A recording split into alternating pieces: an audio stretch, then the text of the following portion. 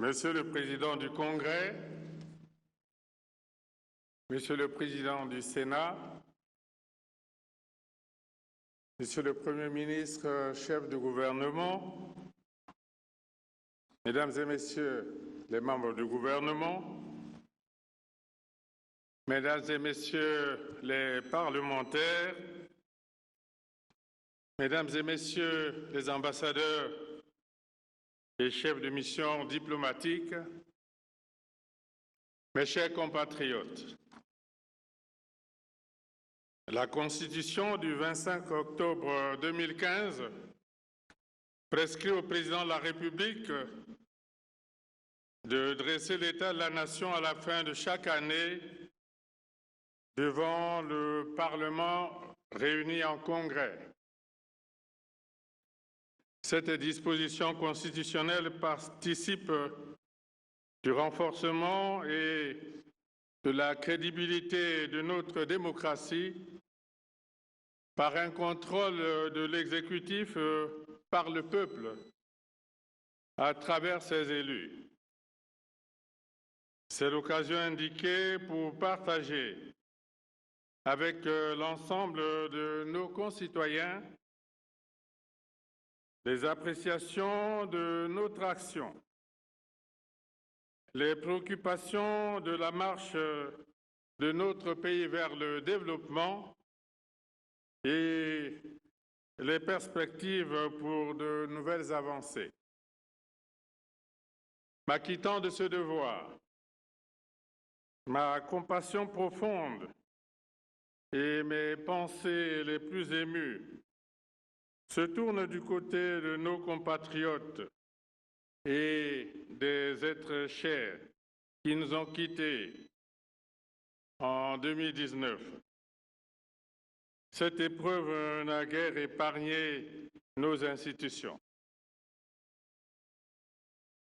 Je voudrais une fois de plus rendre hommage à la mémoire des parlementaires, des conseillers locaux et autres serviteurs de l'État disparus au cours de cette année qui s'achève.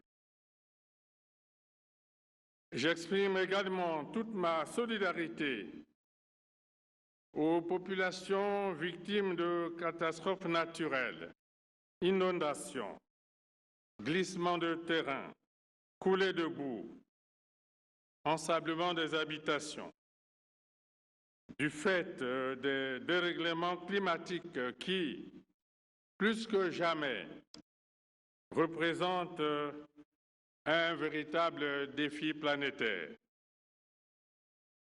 Face à ces calamités, le gouvernement s'organise dans la mesure du possible pour apporter son assistance afin de gérer au mieux, en fonction de ses modestes ressources, les désastres enregistrés. Devant l'ampleur des sinistres, je lance un appel pressant à la communauté internationale en vue d'un appui pour une réponse plus efficace à la situation humanitaire enregistrée. Pour ces situations désolantes, les solutions ponctuelles devront être relayées par une politique hardie d'aménagement de l'espace urbain et des sites de vie en milieu rural. Loin de tout symbolisme, la journée de l'arbre doit réellement servir à desserrer l'emprise des phénomènes dévastateurs induits par le climat. Au-delà de ces douleurs, notre peuple donne toujours, avec ferveur et abnégation, la preuve de son attachement aux valeurs fondatrices du Congo éternel, en l'occurrence l'unité, le travail et le progrès. Pour cela, je salue le patriotisme exemplaire des filles et des fils du Congo qui, face à l'adversité de la conjoncture économique et financière, s'illustrent par un sens élevé de responsabilité. Il nous faut préserver l'essentiel, c'est-à-dire la paix et la stabilité des institutions, bien loin de l'incertitude des remises en cause démagogiques, voire populistes.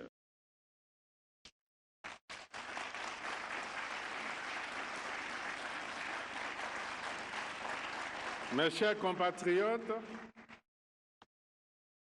dans cet exercice qui consiste à décliner l'état de la nation en 2019 et les perspectives pour l'année prochaine, il importe de répondre sans atermoiement aux grandes interrogations du peuple. Il ne s'agit pas de se donner beaucoup de mal pour se dire beaucoup de bien. Pour être en phase avec le peuple, il est plutôt question de l'édifier en lui disant la vérité sur la situation. Au nombre des attentes somme toute légitimes, l'emploi des jeunes constitue l'une des exigences majeures qui ne peut être abordée en dehors de l'employabilité, entendue comme leur conditionnement en vue de leur utilisation efficiente sur le marché du travail.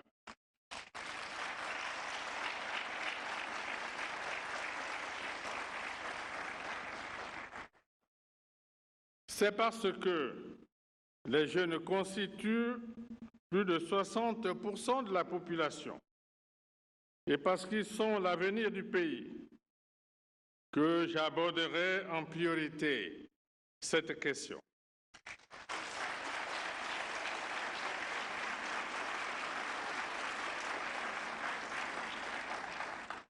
Le peuple attend aussi de nous écouter sur ses autres espérances en rapport avec la disponibilité et la qualité du capital humain que sont l'éducation, la santé, la retraite et le panier de la ménagère. Mais pourrions-nous aborder ces défis en dehors de nos stratégies de développement centrées, malgré la dureté des temps, sur l'équipement du pays en infrastructures de base, notamment routières, portuaires, aéroportuaires, qui confortent notre vocation de pays de transit? Serait-il judicieux de traiter de ces défis en dehors de la paix, qui fonde le socle de tout et trouve ses ressorts dans la primauté du dialogue et l'expression sans faille de l'état de droit, que nous avons le devoir de consolider chaque jour avec le lien de la gouvernance? À ce propos, promouvoir l'état de droit nous appelle aussi à engager la réforme de l'État et à soutenir le processus de décentralisation afin de créer et de rendre opérationnel le cadre nécessaire de transfert des compétences vers les collectivités territoriales.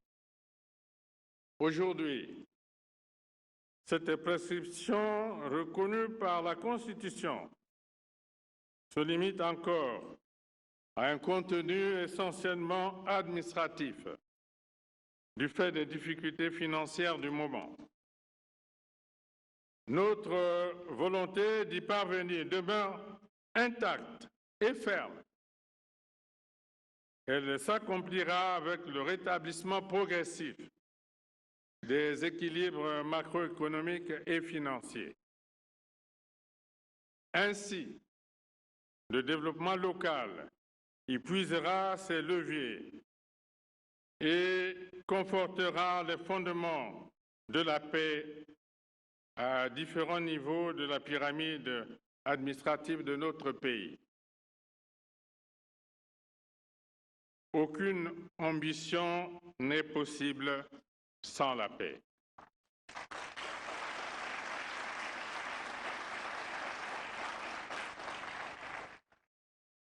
Est-il possible de parler de développement sans relever les grandes options découlant des leçons tirées de la crise actuelle, dont les origines sont sous-tendues par notre forte dépendance, voire notre posture d'otage par une seule ressource, le pétrole, qui, bien que stratégique, demeure marqué par l'effondrement du prix du baril. L'évocation de notre action internationale au plan des relations extérieures et de la coopération clôturera le présent message. Il sied toutefois de noter que l'année aura été marquée par l'heureux aboutissement des négociations avec le Fonds monétaire international. Il nous fallait lever ce préalable pour bénéficier de la mobilisation et l'accompagnement conséquent des partenaires internationaux dans le processus de relance de l'économie nationale. Devant l'urgence d'engager les réformes suite à la situation fortement dégradée des finances publiques et de l'économie nationale, le Congo a initié cet accord dans le cadre d'une démarche sous-régionale commune de sortie de crise, arrêtée par les chefs d'État de la CEMAC. L'approbation le 11 juillet 2019 par le Fonds monétaire international de notre programme économique et financier triennal 2019-2022 au titre de la facilité élargie de crédit constitue un atout de choix pour notre pays. Ce n'est certes pas pour la première fois que le Congo entre en programme avec le Fonds monétaire international. Sans être une panacée ou une fin en soi, cet accord nous offre une plus grande marge de manœuvre vis-à-vis des partenaires au développement. Il ouvre le chemin de nouvelles avancées économiques nécessaires à la satisfaction des attentes de nos concitoyens mentionnés ci haut.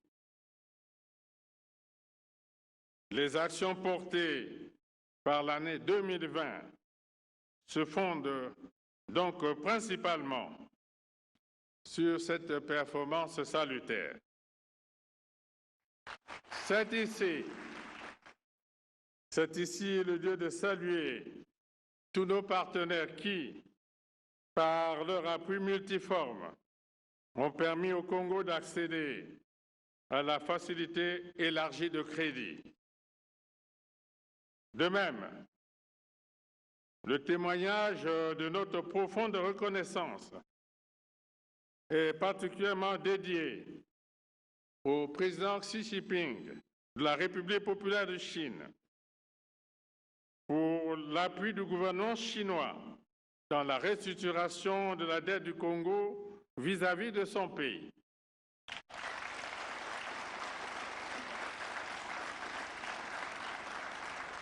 La levée de cette conditionnalité a accéléré l'approbation de notre programme par le Fonds monétaire international. Je voudrais adresser ici mes remerciements les plus sincères au président Emmanuel Macron de la République française, qui a tenu son engagement de soutenir le Congo en termes d'appui budgétaire.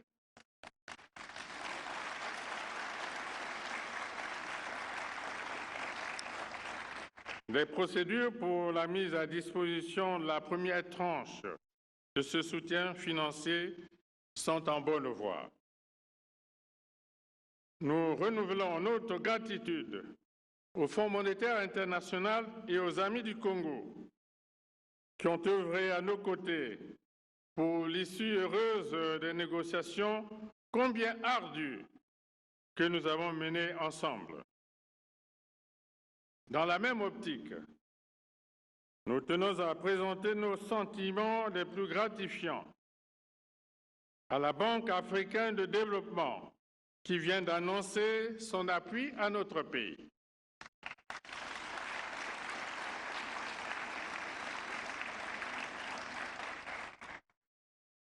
Au travers de la dynamique ainsi créée, j'en appelle à la solidarité internationale et à la bienveillante disponibilité de nos autres partenaires pour un accompagnement adéquat des actions de redressement et de relance économique en cours. De son côté, notre pays s'emploiera à tenir ses engagements en ce qui concerne la réalisation des réformes retenues. À ce sujet, j'ai instruit le gouvernement de prendre toute la mesure des enjeux en présence à travers les réformes à poursuivre ou à entreprendre, de tout mettre en œuvre pour tenir les conditionnalités contenues dans ce programme, de préparer les différentes revues dans les meilleures conditions techniques et organisationnelles. Mes chers compatriotes, nous avons cru devoir traiter en priorité les préoccupations inhérentes à la jeunesse, parce que les jeunes représentent plus de la moitié de la population du Congo.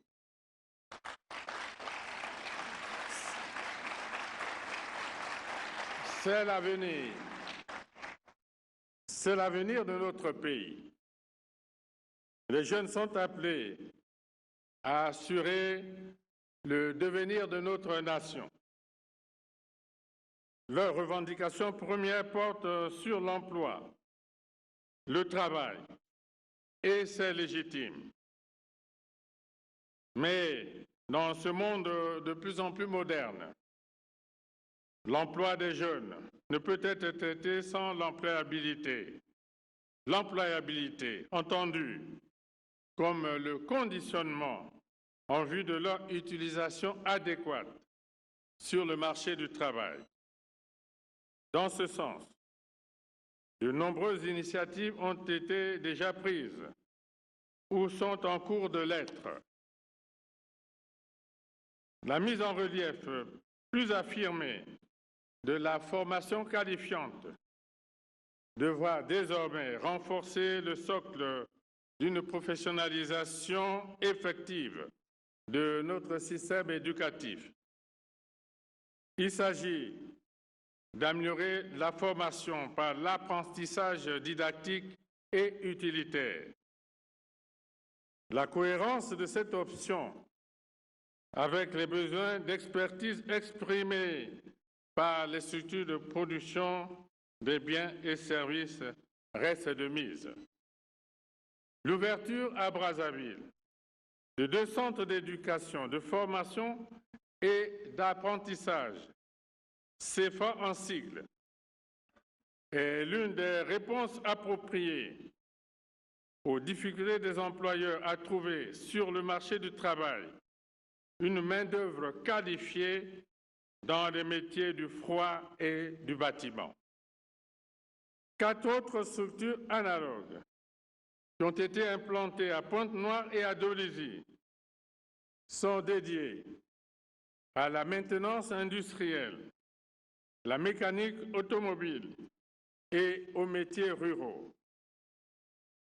Grâce à une contribution de la Banque mondiale, le programme de développement des compétences pour l'employabilité a permis de former par l'apprentissage et l'alternance 7 500 jeunes à différents métiers.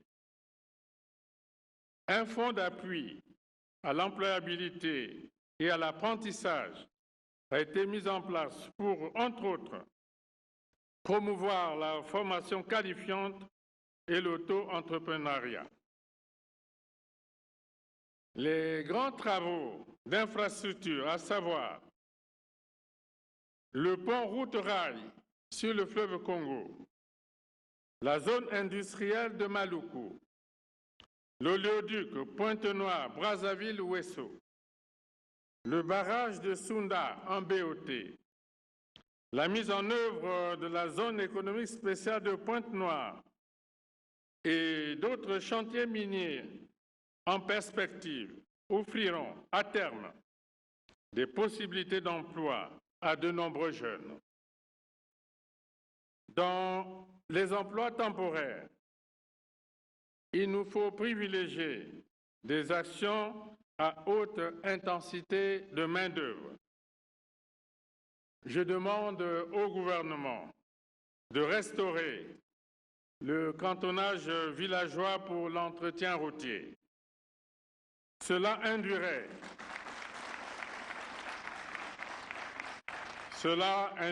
une redistribution substantielle en zone rurale. Par ailleurs, nous disposons à Brazzaville d'une usine neuve de fabrication de pavés.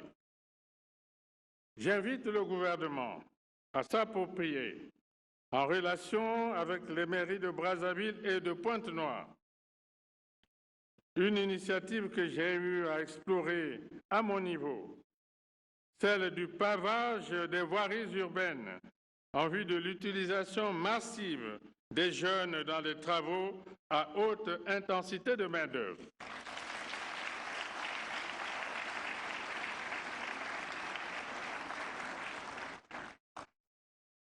Toujours dans le cadre de l'emploi des jeunes, j'annonce que le gouvernement procédera dès 2020 à la reprise des recrutements dans les services sociaux et prioritaires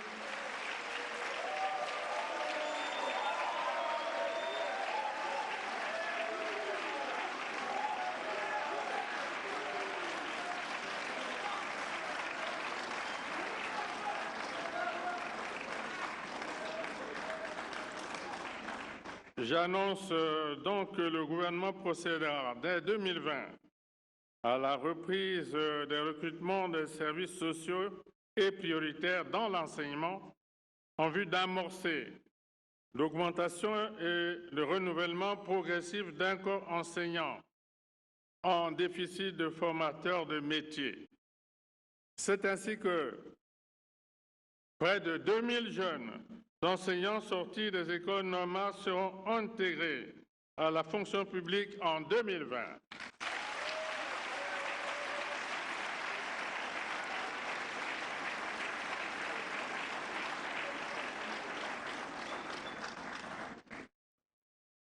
Le gouvernement conduira avec rigueur et équité cette opération pour éviter le recrutement d'une armée de favorisés en lieu et place des enseignants de métiers.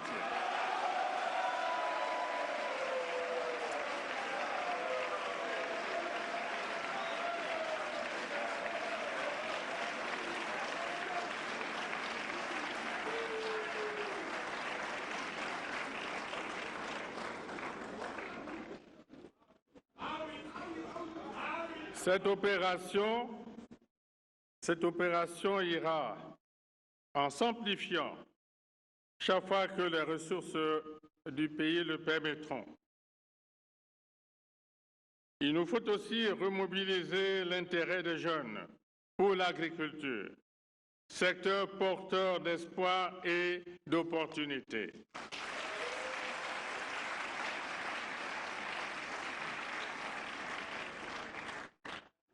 Cependant, en évoquant l'importance de leur poids démographique,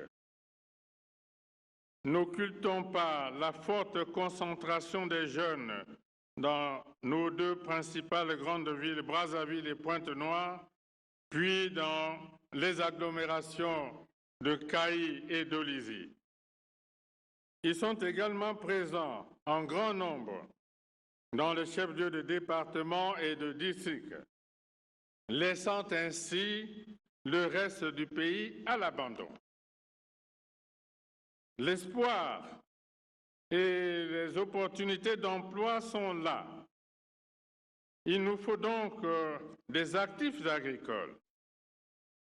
Même lorsque nous aurons réussi le pari à notre portée de la mécanisation et de l'irrigation, il nous faudra toujours des bras valides pour réaliser les activités sous-jacentes en vue d'une disponibilité alimentaire suffisante et de bonne qualité.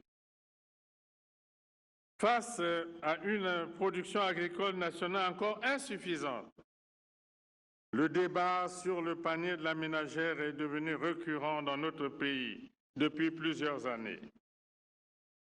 Le salut du panier de la ménagère ne viendra nullement des cuisses de poulet importées on ne sait d'où,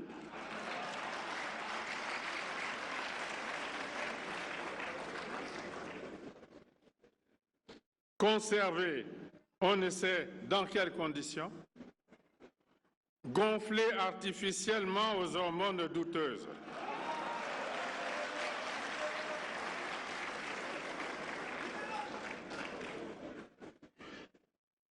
Ce ne sera pas non plus à travers des mercuriales bureaucratiques, mais essentiellement de notre capacité à couvrir la demande par la maîtrise de l'eau. C'est à partir de ce principe classique et bien connu de l'offre et de la demande que se réajusteront les prix des produits alimentaires de base.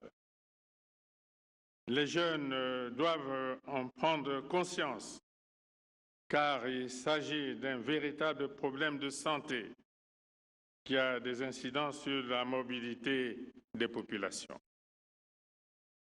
S'agissant toujours de la jeunesse, c'est le lieu et le moment de stigmatiser cette forme de délinquance juvénile qui sévit dans les périphéries des grandes agglomérations urbaines. Les bébés noirs, et les koulounas et autres. La loi s'appliquera certes,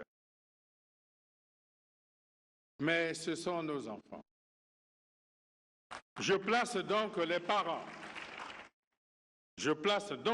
parents devant leurs responsabilités. Pour sa part, le gouvernement envisage de construire des centres de rééducation et réinsertion pour ces jeunes gens qui devraient plutôt mettre leur énergie dans la construction du pays et non dans les raccourcis de la violence.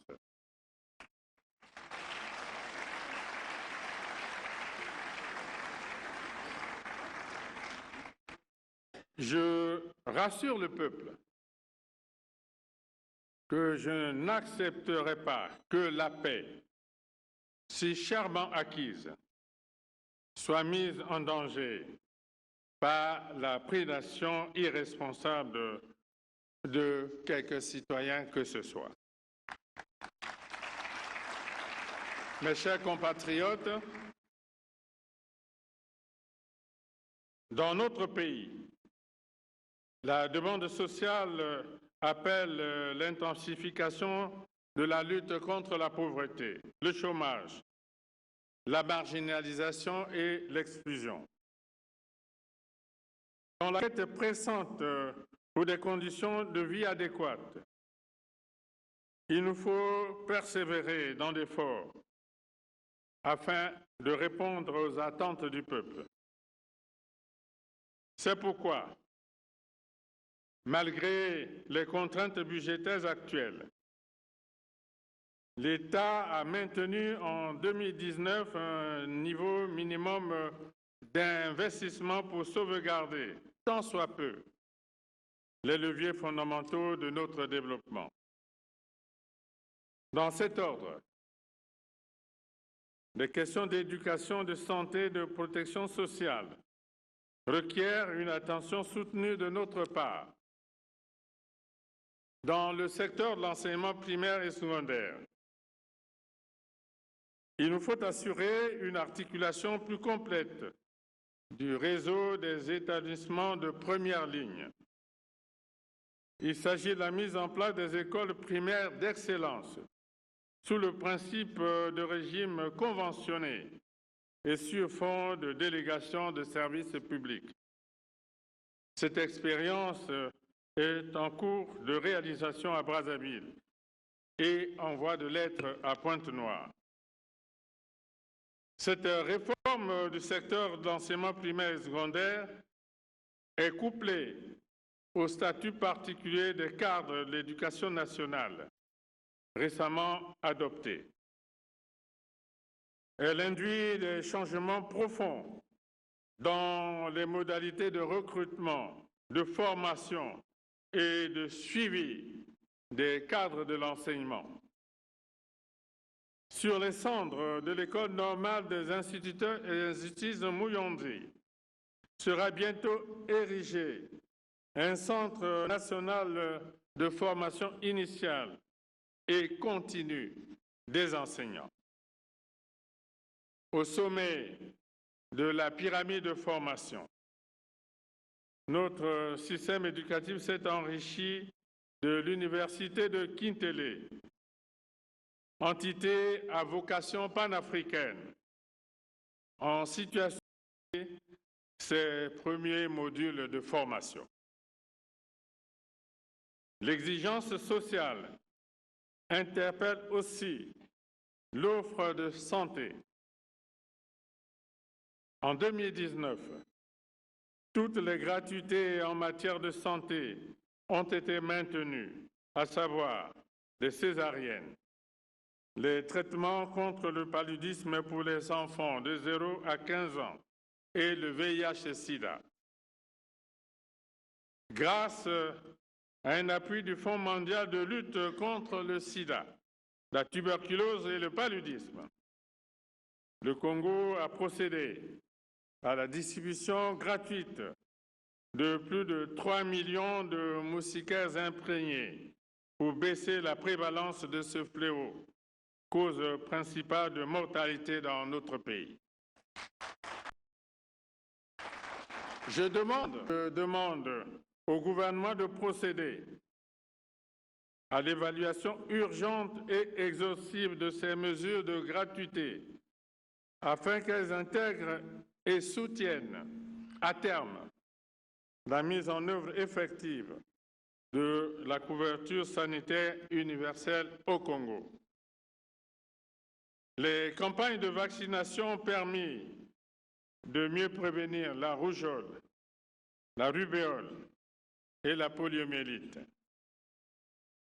Les maladies non transmissibles, comme les cancers du sein et du col de l'utérus, ont aussi fait l'objet d'une grande action de sensibilisation et de dépistage. La persistance de la maladie à virus Ebola dans notre sous-région a conduit le Congo à valider son plan national de préparation et de riposte et à entreprendre, avec le soutien de la Banque mondiale, la recherche des financements nécessaires. Il reste entendu que la couverture des dépenses de santé demeure encore faible pour les populations. Pour cela, j'avais requis le démarrage, y compris par paliers successifs, de l'assurance maladie dans notre pays.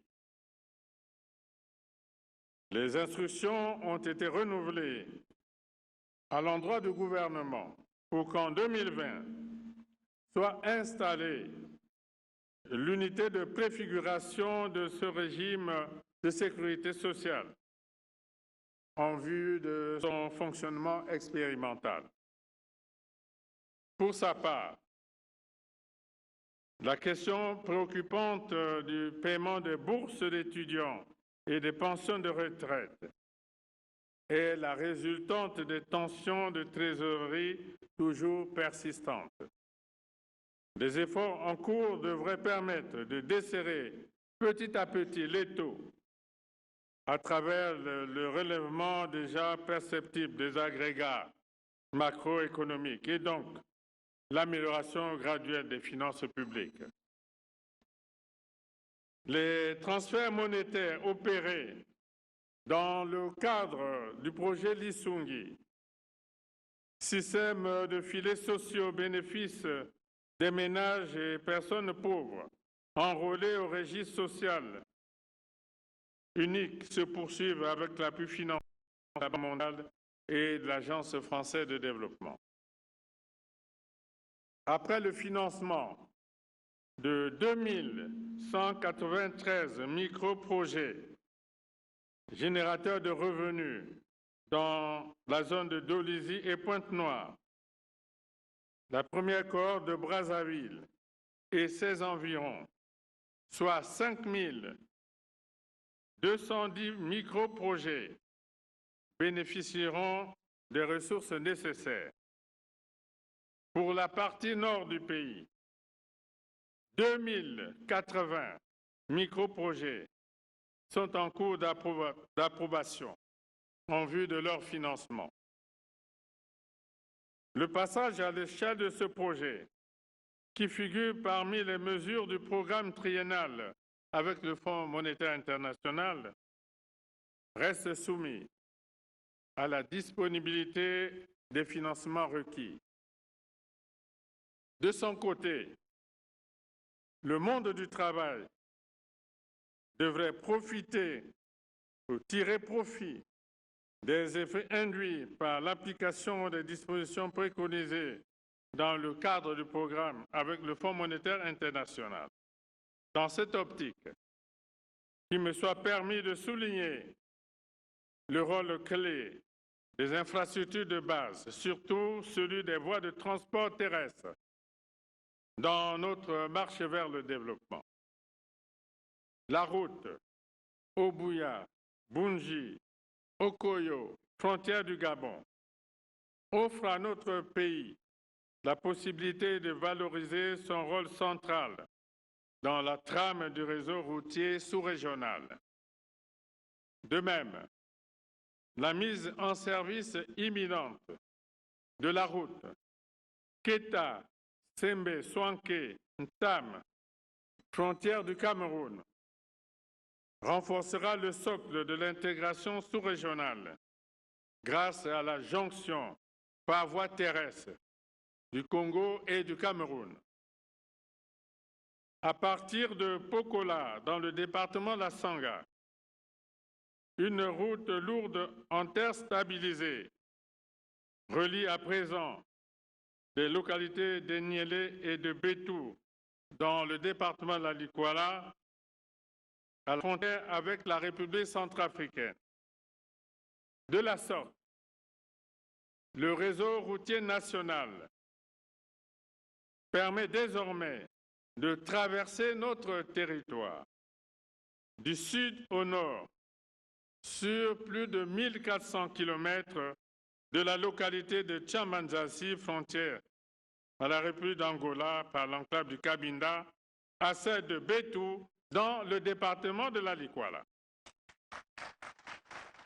Il sied cependant de relever l'état de dégradation du réseau national qui met en exergue la vulnérabilité de notre système d'entretien routier. Les bourbiers sur la route nationale numéro 2 renseignent sur la dynamique de dégradation qui tend à mettre en cause l'effort d'investissement consenti. Plusieurs tronçons sont menacés de rupture de trafic. Si aucune réponse viable n'est apportée à la capacité dévastatrice des érosions, des éboulements et des pratiques destructrices des usagers sur les chaussées, le pire est à craindre. Si l'on y prend garde, les populations de certaines parties de notre pays seront rapidement isolées, avec des conséquences économiques et sociales sans précédent. Pour cette raison, je demande à nouveau au gouvernement d'impliquer les unités de génie militaire sans se détourner de leur mission traditionnelle.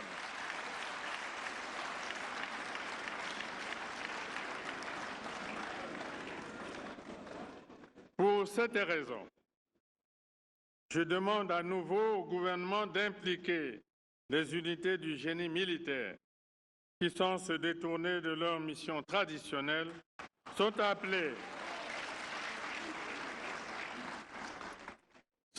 à intervenir dans la construction et l'entretien du réseau routier national. Cette décision, déjà prise par le Conseil des ministres, doit être d'application ferme. L'électrification des communautés rurales figure parmi les projets en cours de réalisation, en dépit des rigueurs économiques et financières actuelles. Après la mise en service de la ligne électrique Olombo-Abala en juin 2019, les travaux de construction des lignes Djambala-Lekana et Gamboma-Ongoni se poursuivent de manière encourageante. Le gouvernement s'attelle à réunir les conditions nécessaires pour amorcer les travaux de la ligne Bunji-Alembe. Déjà, nous nous réjouissons du raccordement en novembre dernier dans le département de la Bouenza de la localité de Fouati au réseau électrique national, en attendant celui de Bokosongo dans les tout prochains jours. À n'en point douter, les instituts de base, notamment dans le secteur des transports et de l'électricité, constituent des atouts majeurs pour le Congo, en lien avec la valorisation de nombreuses potentialités naturelles, y compris avec l'appui de nos partenaires. La place de l'initiative privée dans la relance de notre économie se renforce particulièrement dans l'industrie minière et le secteur agroalimentaire.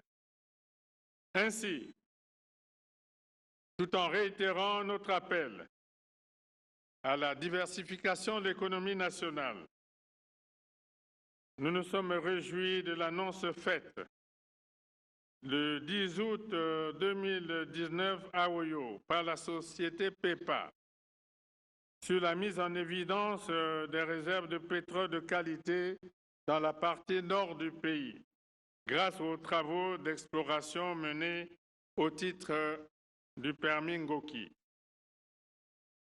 L'intérêt grandissant de l'investissement direct étranger pour le Congo s'est aussi révélé cette année avec l'inauguration récente de l'usine de polymétaux de la Société de recherche et d'exploitation minière, Soremi, à Fouati. D'autres investissements privés de grande envergure ont été effectués dans notre pays, tels la cimenterie de Mindouli avec le groupe Diamond Cement, de l'exploitation du fer de Mayoko avec l'entreprise Sapo, de la minoterie et de la Société des Grands Moulins du Phare, des Grands Moulins du Kwilu, du quartz raffiné et de la verrerie par 2 sociétés chinoises à Kintele. La force d'attraction du Congo a été confirmée par l'accueil de plusieurs délégations étrangères en visite économique et commerciale. Dans cet ordre, l'amélioration du climat des affaires est un segment de la bonne gouvernance. La lutte contre les antivaleurs ne peut que contribuer de manière significative au renforcement tant espéré du climat des affaires au Congo. Nos ambitions de développement ne sauraient prospérer sans un environnement d'affaires dépouillé et préservé de tout acte de corruption, de concussion et de fraude. C'est pourquoi, une fois de plus, j'enjoins le gouvernement de prendre des initiatives audacieuses et vigoureuses visant des réformes à impact mesurable à court, moyen et long terme en matière d'affermissement du climat des affaires. Au-delà des principes diplomatiques classiques, l'image de marque et la crédibilité de notre pays en termes de coopération et de partenariat avec d'autres États dépend aussi de la qualité de l'environnement des affaires du fait de la mondialisation. Pour une articulation harmonieuse de ces dynamiques structurantes en présence, il a été prévu la création de 4 zones économiques spéciales. Pour l'une d'elles, à implanter à Pointe-Noire. Les négociations sont en phase de finalisation en vue de la signature de la Convention de développement. Cette étape préopérationnelle consiste à la libération de la zone de démarrage à l'issue des expropriations en bonne et due forme. L'économie spéciale consacrera notre attachement aux grands projets structurants en cours de réalisation ou en phase de recherche de financement. Il s'agit notamment de la 3e turbine de la centrale électrique du Congo, du barrage hydroélectrique de Sunda, du pont route-rail entre Brazzaville et Kinshasa, de la 3e phase de la fibre optique des télécommunications avec, entre autres, le passage de l'analogique au numérique. La revue de toutes ces actions augure d'un horizon rassurant pour notre pays, en lien avec la sortie de crise et la poursuite de sa marche vers le développement. Mais ces ambitions seront vaines sans la paix. Mes chers compatriotes, la paix a toujours été notre credo, car nous en connaissons le prix. Ici ou dans d'autres pays où nous avons été mis à contribution dans le cadre de la recherche de solutions aux conflits. Sous nos yeux, monte une génération de milliers de jeunes Congolais de moins de 30 ans. Ils n'ont pas connu les violences des années 90, ce qui, de toute évidence, éloigne notre pays des sombres et tristes souvenirs de cette douloureuse séquence de notre histoire moderne. Pourtant, nous avons d'impérieux devoirs, sans remuer le couteau dans les plaies, de les instruire sur ce que nous avons vécu, afin de les aider à mieux intérioriser l'importance et les bienfaits de la paix. Il est déplorable que des hommes politiques, et pas des moindres, s'ingénient à inculquer dans les milieux jeunes, par réseaux sociaux interposés, des allégories dénotant un certain cynisme du genre. On a faim, on ne mange pas la paix. À l'évidence,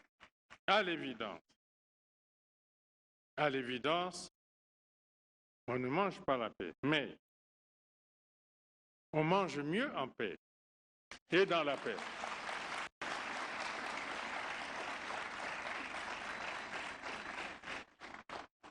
Tout comme lorsqu'à une certaine époque pas si lointaine, nous parlions de la route facteur de développement. D'aucuns nous rétorquaient fort curieusement, on ne mange pas le goudron. Ah, certes, le goudron n'est pas comestible, mais il nous facilite le transport rapide et aisé de tout ce qui fait le bonheur de la table, des bassins de production au site de consommation. C'est étonnant que cela soit dit et enseigné par des personnalités qui, même à la moindre détonation d'un coup de tonnerre consécutif à un orage, s'empressent aux portes des ambassades étrangères pour y retrouver refuge.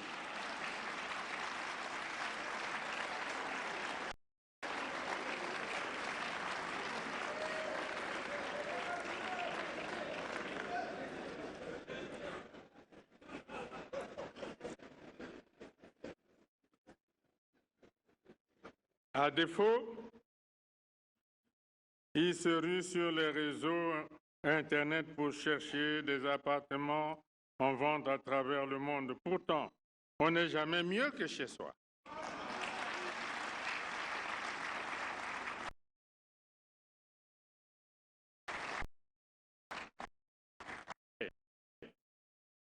L'entrée de jeu se nourrit à la sève du dialogue.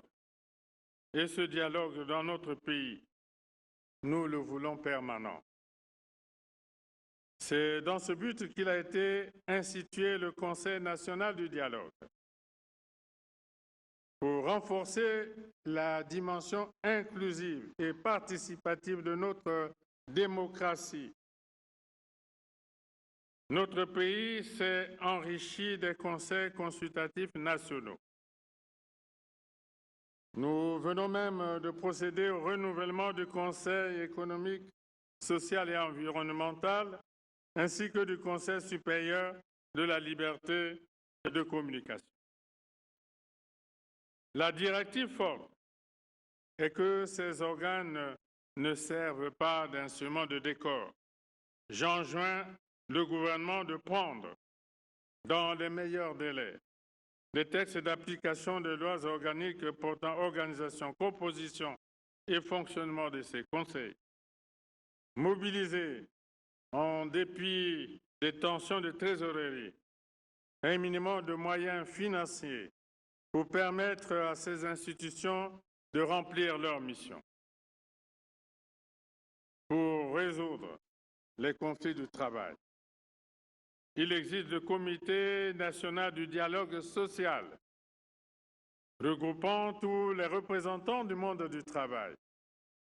Bref, le dialogue est une réalité permanente. Sinon, comment aurions-nous trouvé une issue à la crise socio-politique dans le département de Poule? En l'absence d'échanges à travers un dialogue, nous ayant conduit à la signature le 23 décembre 2017 à Kinkala d'un accord de cessez-le-feu et de cessation des hostilités. Devant l'épreuve, le peuple sait toujours se solidariser pour aller à l'assaut de la difficulté. C'est autant dire que le dialogue ne doit pas seulement être vu à travers le fourre-tout des grandes messes. N'oublions pas aussi que les crises sociopolitiques les plus sanglantes de notre histoire moderne ont eu lieu au lendemain du grand exorcisme de 1991, au cours duquel le maître mot était pourtant la tolérance, tandis que l'un des commandements de Dieu était même érigé en devise « Tu ne tueras point ». Cet exorcisme national a même été complété par une cérémonie inédite de lavement de mains. L'histoire nous en dira davantage. Dialogue fécond, oui, mais toujours dans la méthode telle que le définit le préambule de notre Constitution. Fervent partisan de la gestion participative de la cité, jamais je ne fermerai la porte du pays au dialogue.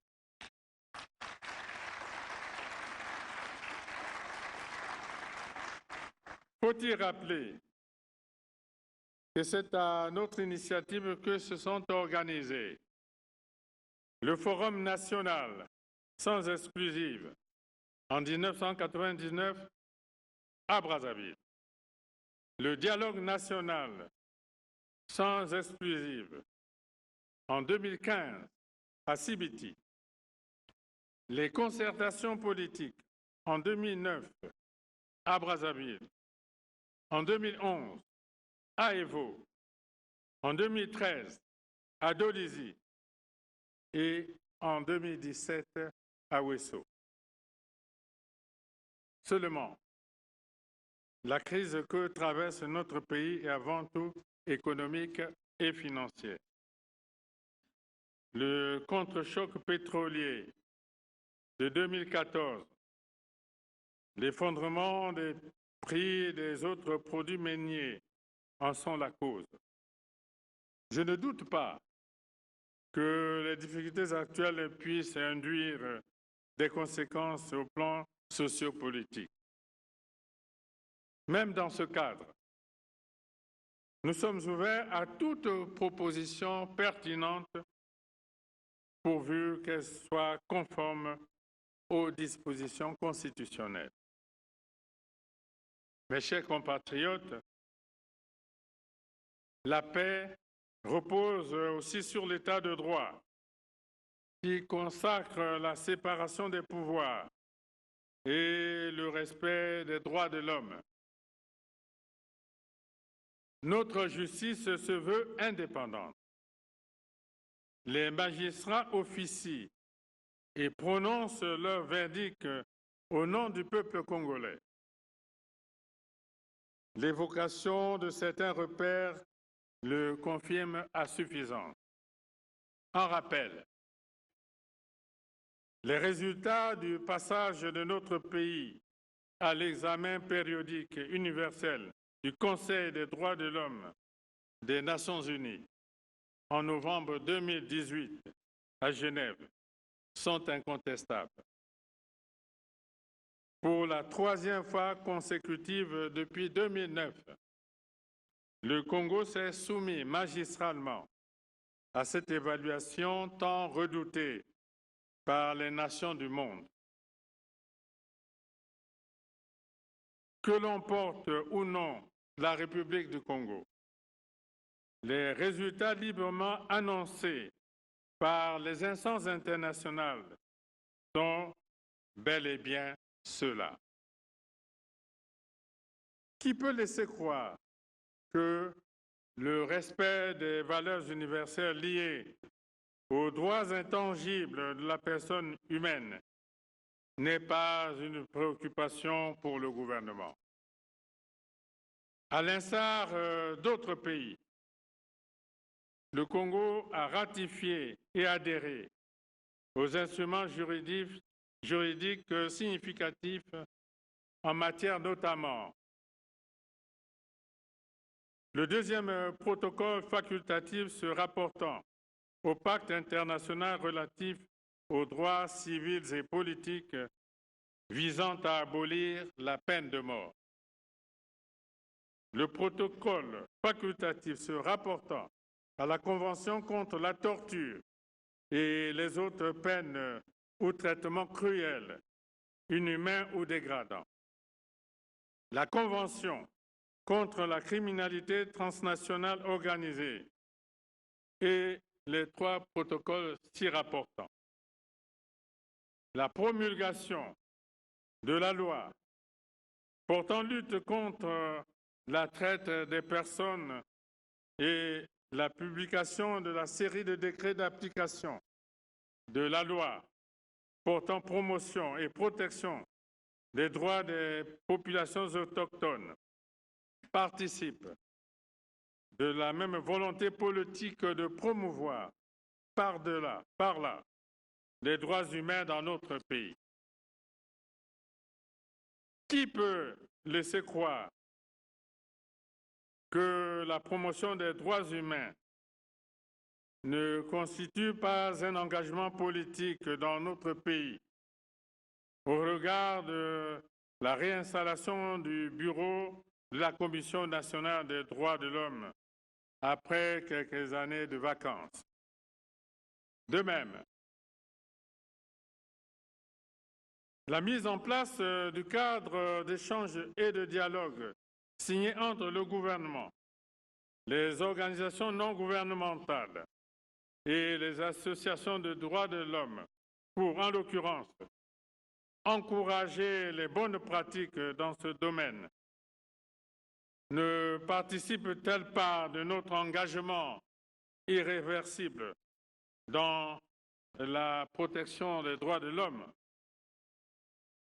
L'armature juridique dans notre pays donne la possibilité à tous nos compatriotes victimes de violations de libertés individuelles et collectives ou de droits humains de faire recours à la loi pour défendre et faire valoir leurs droits. L'esprit républicain nous commande de respecter notre justice en tant que régulatrice de l'état de droit. Notre Constitution garantit en son titre 2 la liberté d'expression, la liberté de pensée, la liberté de culte. Sinon,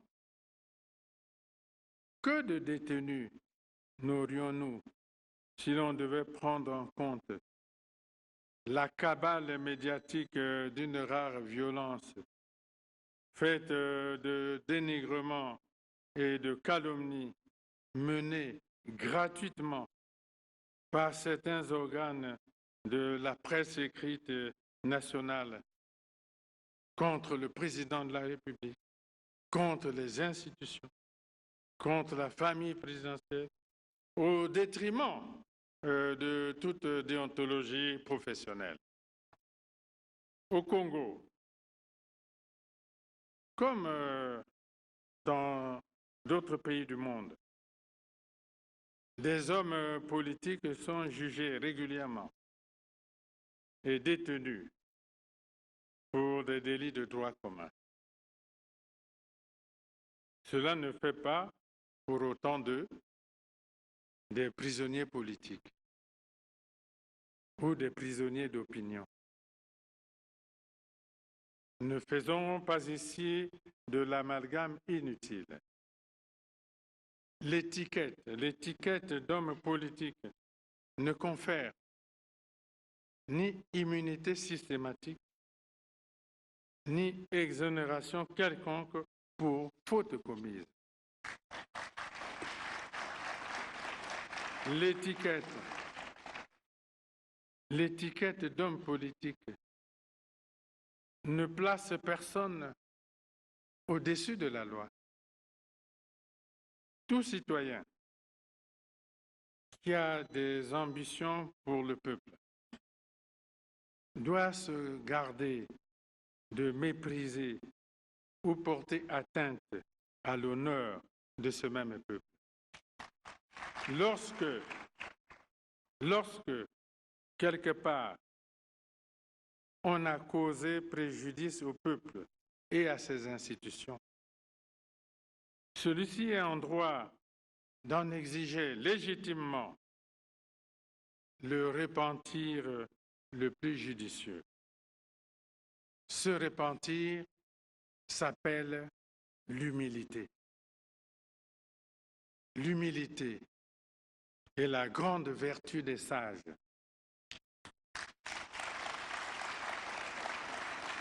Je dis bien, l'humilité est la grande vertu des sages. L'humilité est la sagesse des grands. Alors, je nous invite, je dis bien nous, à l'humilité.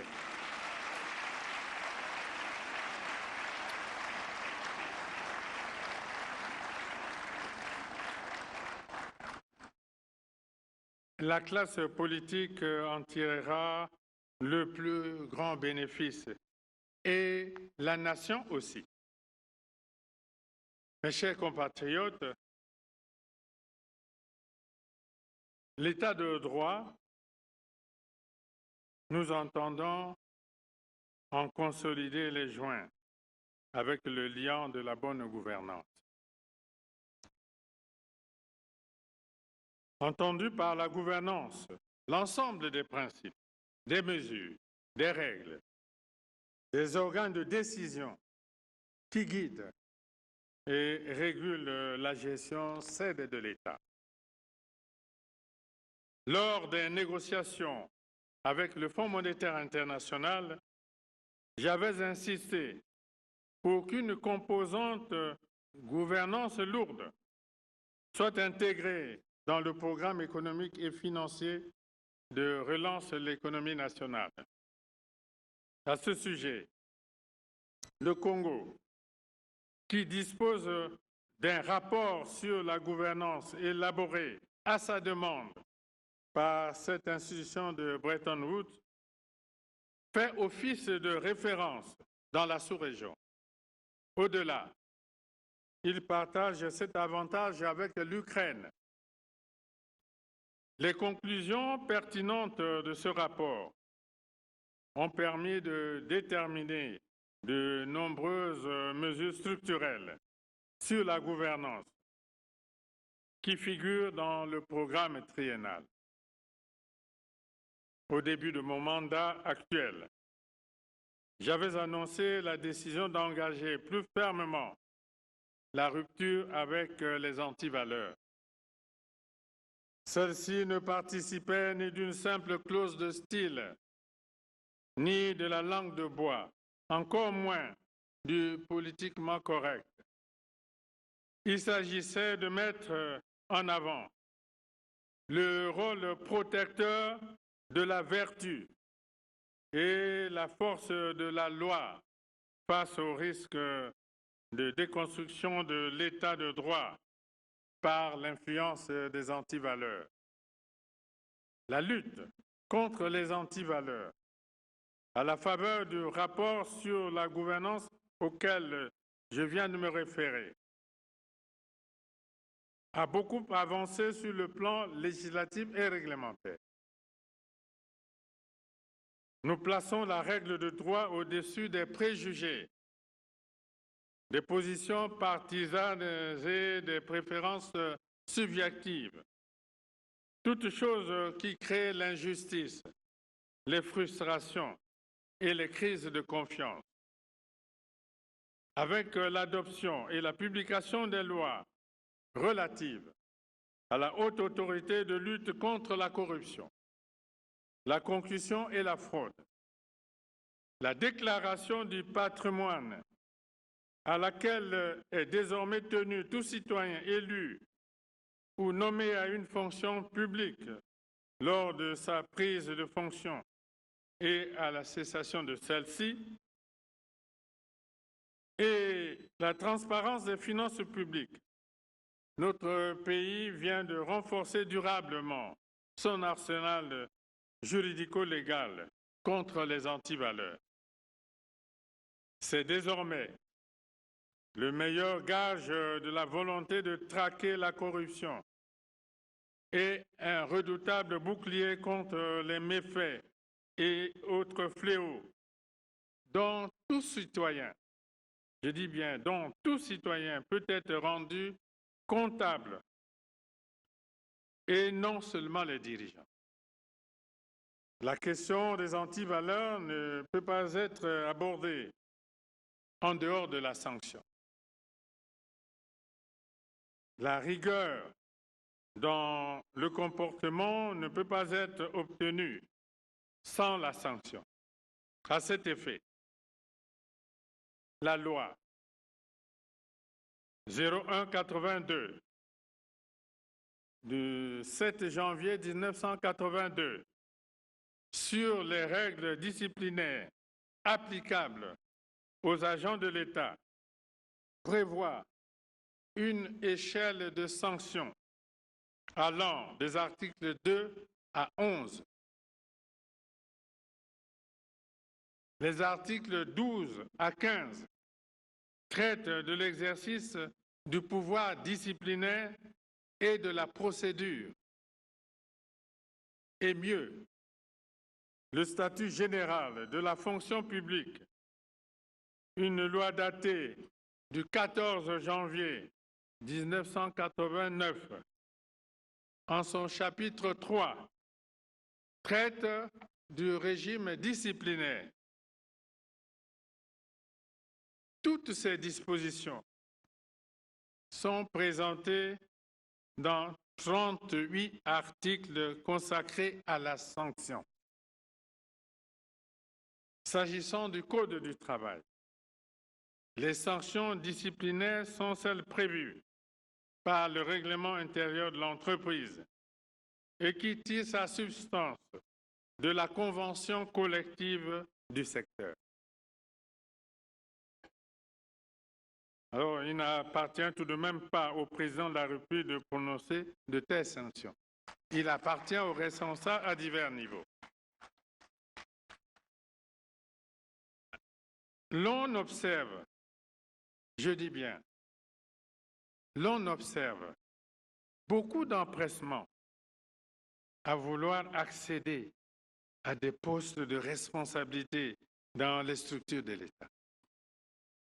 L'engouement disparaît lorsqu'il s'agit de sanctionner, comme si seul ne comptait que les privilèges et autres avantages liés à la position administrative occupée. Assumer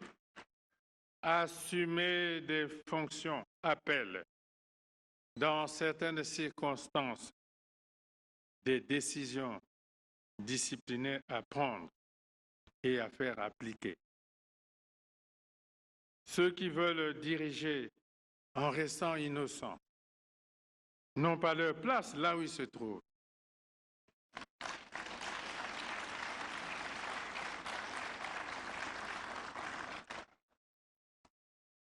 L'efficacité que nous recherchons inlassablement n'est pas dans le laxisme, Quand on veut toujours, je dis toujours, on veut toujours se faire applaudir, alors il faut aller ailleurs.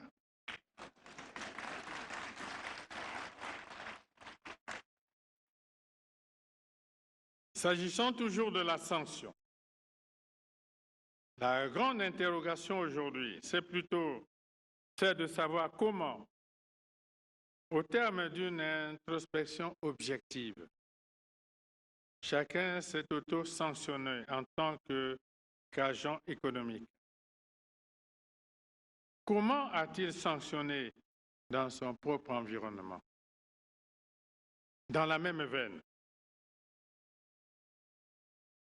conçu pour améliorer le taux d'accès à l'eau des populations rurales, le projet Eau pour tous a réalisé 2865 forages, soit un taux d'exécution de 59% par rapport aux objectifs visés. À ce jour, retenez le chiffre, à ce jour, 1051 forages sont hors d'usage du fait essentiellement des actes de vandalisme. 1051. Du fait du vandalisme, de vol de panneaux solaires, de cuves d'eau, d'électropompes, de destruction des structures métalliques et des dalles. 1051. Pourtant, dans la plupart des cas, les stations d'eau pour tous sont soit au milieu du village, sinon à proximité de la maison du chef du village. Ce désordre qui frise le sabotage se produit sans qu'aucune sanction ne soit appliquée. Où sont donc les représentants locaux de l'État et quelles sanctions ont été prises pour réprimer ces actes inciviques? Ces autorités sont toutes aussi coupables, au même titre que les auteurs de vandalisme. Ce qui est valable pour les forages l'est aussi en ce qui concerne le système d'éclairage par panneaux solaires. À Madingu, où je venais de séjourner, par exemple, sur 70 lampadaires posés en 2016, seuls 15 sont fonctionnels. Les autres sont hors service à la suite des vols de panneaux solaires et de batteries. Ces lampadaires sont généralement placés le long de l'avenue au centre de la ville. Ces sabotages se déroulent sous l'œil indifférent des populations riveraines qui pourtant bénéficient des bienfaits de cet éclairage. Malheureusement, il n'y a pas que Madingu. Il y a d'autres localités, principalement Brazzaville, où l'avenue reliant le quartier Mukondo au siège du Télécongo a été éclairée de la même manière. Aujourd'hui, plus un seul panneau n'existe.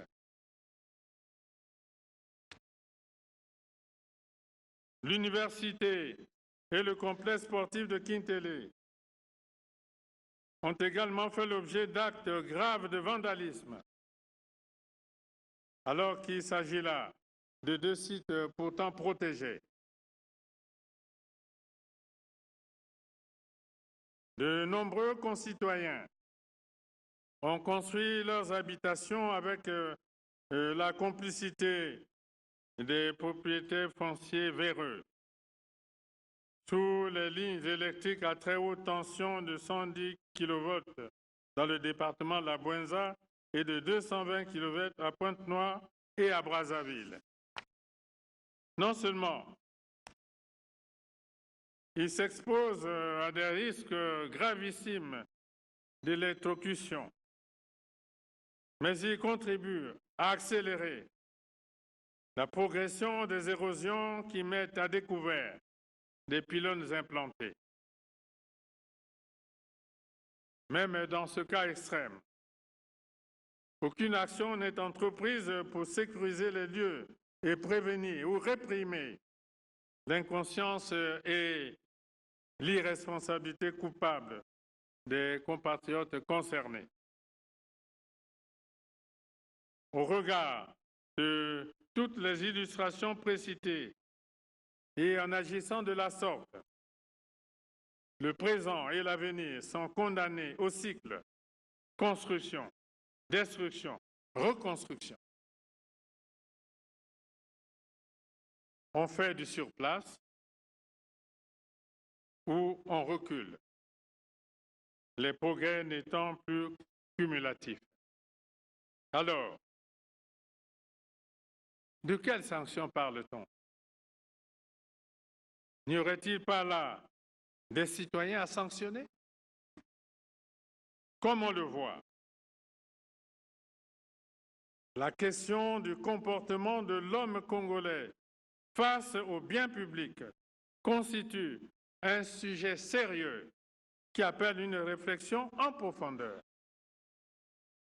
Voilà ces thématiques qui devraient susciter concertation en vue de la mobilisation de tous pour un mieux vivre ensemble. J'interpelle à cet effet et solennellement la conscience collective nationale pour un sursaut salvateur dans notre pays. Chers compatriotes, dans ce monde en perpétuelle mutation, notre pays tient à élever sa voix sur les grandes questions qui structurent le concert des nations. Le renforcement des relations d'amitié, de coopération et de partenariat avec d'autres États, la participation active aux initiatives de paix et de sécurité en Afrique centrale et dans la région des Grands Lacs, l'entretien des relations de bon voisinage avec les pays limitrophes, la contribution au processus d'intégration économique ont constitué les grandes lignes de l'importante activité diplomatique menée en 2019.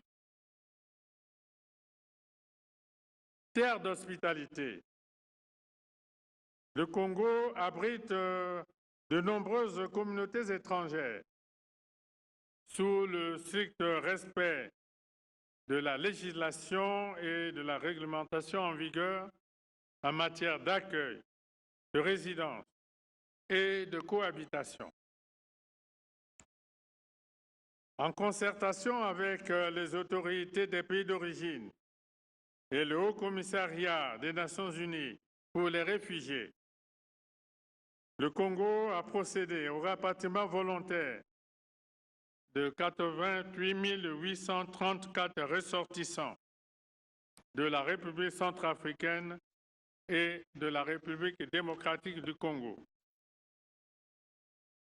La tenue de la 5e commission mixte de coopération Congo-RCA a abouti à la signature de 11 accords sur, entre autres, les consultations politiques, la lutte contre le braconnage et l'exploitation illicite des produits forestiers.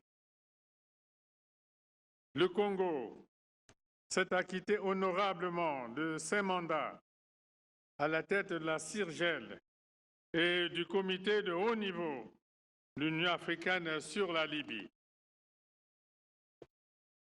Le mandat à la présidence exercée de la CIRGEL s'est déroulé de manière fructueuse. l'impulsion donnée et les initiatives prises sous notre autorité ayant contribué à l'aboutissement heureux du processus électoral en République démocratique du Congo et à l'apaisement dans la sous-région. Aucun effort n'a été ménagé à notre niveau dans le sens d'un retour de la Libye à la paix et à la stabilité. Nous restons convaincus qu'une harmonisation des vues et des actions entre l'Union africaine et les Nations unies permettra de parvenir à une sortie de crise. Notre pays a abrité la 69e session du comité régional de l'OMS, organisée du 19 au 23 août 2019 à Brazzaville.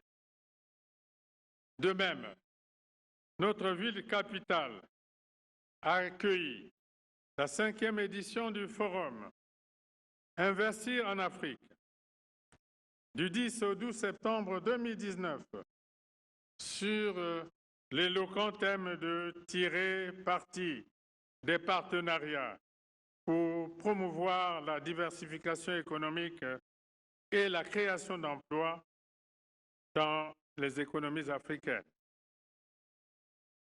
Nous avons effectué 2 visites officielles ponctuées par des tête-à-tête de très haut niveau, respectivement en France et en Russie. À cette occasion, plusieurs accords ont été signés dans les domaines notamment de l'éducation, l'environnement, des forêts, de l'agriculture, de l'énergie, de la communication, de la défense. Poutine de la Fédération de Russie nous a fait l'honneur de nous adresser à la Douma d'État pour réaffirmer la densité des relations d'amitié et de coopération existant entre nos deux pays. Notre pays a pris part à des rencontres internationales d'envergure mondiale, en l'occurrence la 7e réunion du comité de haut niveau de l'Union africaine sur la Libye, le 9 février 2019 à Addis Abeba. La 37e session du comité d'orientation des chefs d'État et de gouvernement du NEPAD, le 9 février 2019 à Addis Abeba. La 4e session de l'Assemblée nationale des Nations unies pour l'environnement, du 11 au 15 mars 2019 à Nairobi. Le forum politique de haut niveau sur le développement durable en juillet 2019 à New York. Le sommet sur l'action pour le climat le 23 septembre 2019 à New York. La 2e édition du Forum de Paris sur la paix du 11 au 13 novembre 2019 à Paris. La 6e édition du Forum international de Dakar sur la paix et la sécurité en Afrique, les 18 et 19 novembre 2019. La session extraordinaire de la conférence des chefs d'État et de gouvernement de la CEMAC, les 21 et 22 novembre 2019 à Yaoundé. Nous venons de participer au début de ce mois à la COP 25 à Madrid en Espagne pour porter la voix du Congo sur l'épineux problème de dérèglement climatique et de lancer, une fois de plus, un appel aux bailleurs de fonds et aux partenaires techniques et financiers en vue d'un appui adéquat au Fonds bleu pour le bassin du Congo, y compris pour les désastres naturels ravageurs dont nos populations sont aujourd'hui victimes.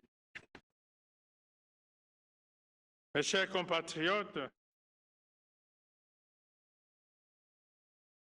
comme tous les autres pays de la CEMAC du fait du contre-choc pétrolier de 2014, le Congo a connu plusieurs années de récession et de croissance négative, avec un taux de moins 2,7% en 2017, moins 2,7% en 2017. Après 4 années difficiles, notre pays est sorti de la récession. L'économie nationale a retrouvé le chemin de la croissance en 2018, avec un taux de croissance de 1,4%. Elle a cru plus vite en 2019 en atteignant presque 4%.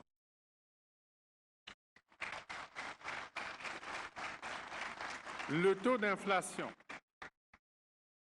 d'inflation est inférieur à la norme communautaire fixée à 3%. Les progrès accomplis sont incontestables et prometteurs. Le pire n'est donc pas chez nous. À la différence des années précédentes, notre pays présente un panorama mieux orienté pour poursuivre, avec courage et détermination, l'œuvre de retour aux équilibres fondamentaux et de relance de l'économie nationale. Les agrégats macroéconomiques l'affichent clairement. Comme on le voit, plus que jamais, l'espoir est permis. L'essentiel étant de consolider la paix par le dialogue constructif dans l'unité, le travail et le progrès. Vive la République! Vive le Congo! Je vous remercie.